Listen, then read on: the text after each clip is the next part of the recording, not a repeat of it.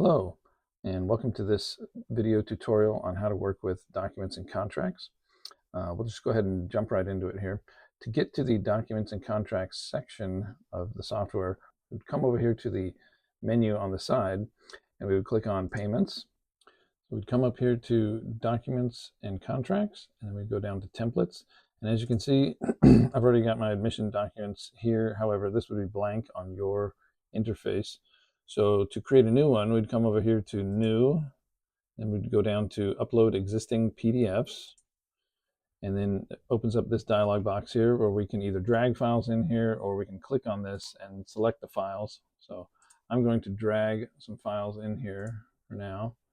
So here I have a list of all the PDFs of all the policies for my sober living home. So we can upload 10 at a time. I'm just going to select 10 here. We can do Control click to select multiple. That's pretty good for now. I'm just going to drag these over here now. We got 7 and they're going to be listed here. You can change the order through these right here, but I'll show you another way that we can do that once we get these all loaded up.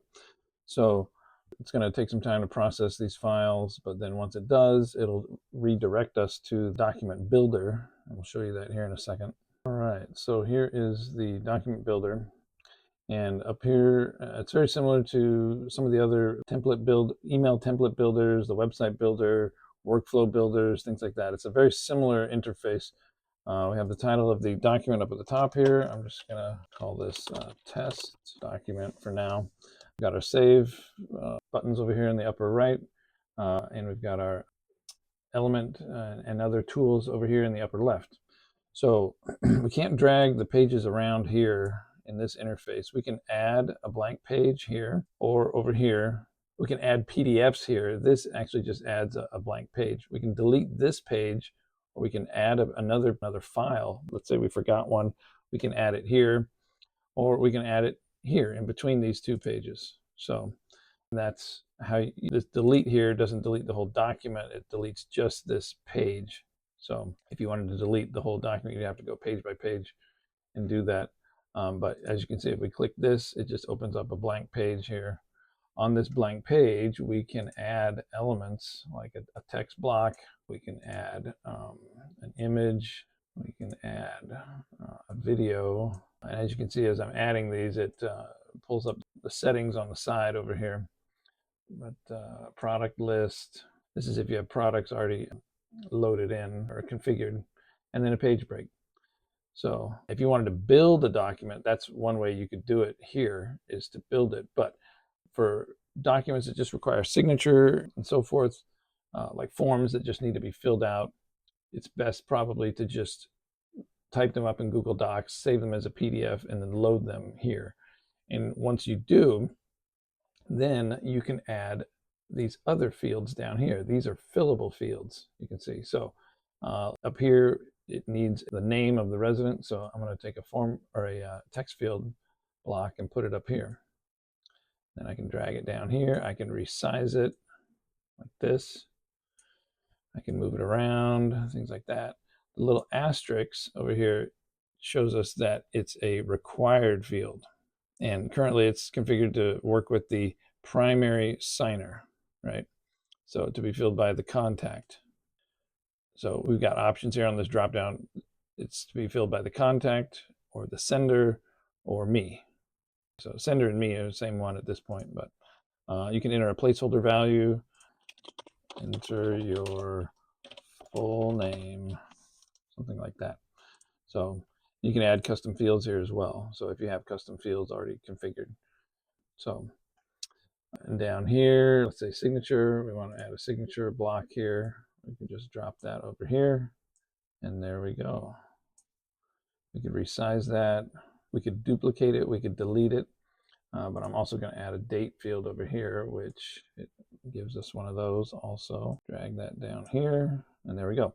So this signature block will also, even though it will put in their signature, it doesn't let them upload a custom one, an image of their signature, but it uses pre-configured calligraphy type fonts and so forth. But above the field here, it actually prints out their name as well. So I found it's a little redundant to have a name, printed name, signature, date, because the printed name will already show up above this. So there's no need to have sign and then print your name. The printed name will already show.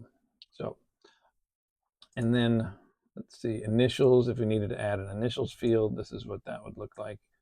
You can resize this, and then checkbox if they needed to check off that they agree to this or that. And then that's pretty much it. That's all the fillable fields right here. Text box, signature, initials, checkbox, and date. So back to this here, I'm going to delete this page. And then if we wanted to reorder the pages, this is where we would do that. We'd hit this right here, and then we could hit these, or click on these handles over here, and we could drag these pages around, and then it would change the orientation. So if you didn't like the order that they came in at, you could do that over here. So it might be like if you wanted to take a different approach, you could load up one document, and then if you wanted to add a PDF right here, then it would add a new whole document above that, and then you could just keep adding PDFs either above or below, correct? So then that's another way to affect the order of the documents in this combined document. And that's what we want to achieve, is a very big combined document, because we want to send one document to the resident applicant.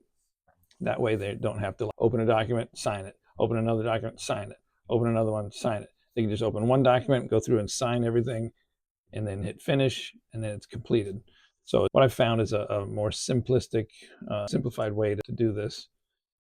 And I think the resident applicants appreciate that as well. I got some negative feedback on from one applicant when they had to open a ton of different documents and sign each one. It was very tedious. So this is a much more simple and streamlined process. So once we got this set up as we want, we can hit save here, and then it saved the template. And then we will get rid of that.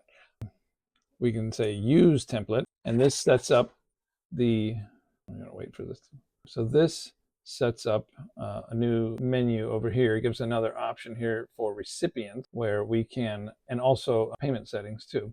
But over here, if you want to send it to the resident, we would just choose their name right here. I'm going to say, I'll set it for me. Actually, that one's missing the ID. It remembered. There we go. So this one's got an email address attached to it. We can see that it's the primary signer. If we turned on this toggle, it allows us to add another recipient. And then we could say, let's see, I'll say this one. And this one is the needs to accept. So I need to accept their signatures. All right. So, but I'm going to get rid of that. And I'm not going to set any other primary signers. I just want, or any other recipients. I'm just going to go with this one right here. So, and that's all we need. We don't need their caseworker to get involved or whatever. So then I'm just going to hit save on this again, and then I can hit send, and it will send it via, we can send via email, or we can get a link copied. So I'm going to copy the link here, generate links. And this is what we want to do when we make it available in a workflow. But that's something that I'll configure for you folks, so you don't have to worry about this. So we can copy the link right here. So if we wanted to send it to them manually in an email or a text message through the contact section, we could do that here. But otherwise, we could hit resend right here, or previously it would just say send. We would hit send via email, and it's got the document name right here, and it's got the recipient. And this is the preview of the email that would get sent. We can edit this here if we need to, but this is just a standard template. Hi, contact first name. This is the document from location name. They sent you a document, or sorry, this is first name, last name. Hello, Aaron Smith. Trinity House sent you a document. Click below to see the details, and then they can just hit view document. If you're unable to view the document button, you can do that here. It's just a clean hyperlink, and it's got some fields for the signer. But I'm going to close out of this. You could edit that email if you want right here, but there's really no need. This is the default template. So, and I'm just going to hit send, and then it's going to get sent to me. And I should get an email here. See if I can go out to my inbox, hit refresh, and there it is. Bingo. And if I hit view document, then it pulls up the document, and we get this line at the top that says start filling out. I hit fill out. And this is very much like DocuSign. So I would say enter your name, Smith, signature. Here's this. You get to choose different scripts. Let's see. Oh, that's more like what I cursive. And then looks like you have the option to draw it as well. It's terrible. All right. So there's that. Initials. You can just say E. I'll leave that at that. I'm going to check this box. Then I'm going to pick a date. It's now. And now you can see we are finished. So hit finish, and then it'll report back that it's completed. So I'm going to jump back to where we were. And then if I hit back here, I get a thing that says, oh, you haven't saved changes. I'm going to leave anyway. I don't think I did actually, but so got no draft, waiting for others, completed. Here's the one I just sent, or I just completed. As you can see, here's all our fields right down here. So bingo, it's perfect. So there you have it. That is how you work and edit the documents and contracts. Again, if we're in all documents and contracts here, if we want to see our template, we go back to here, and there they are. This is the one you'd always want to send out if you're sending them out manually to a resident or an applicant. So that's pretty much it. Let me know in the comments if you have any questions that I can answer, and I'll be happy to do so. All right, thanks. Bye.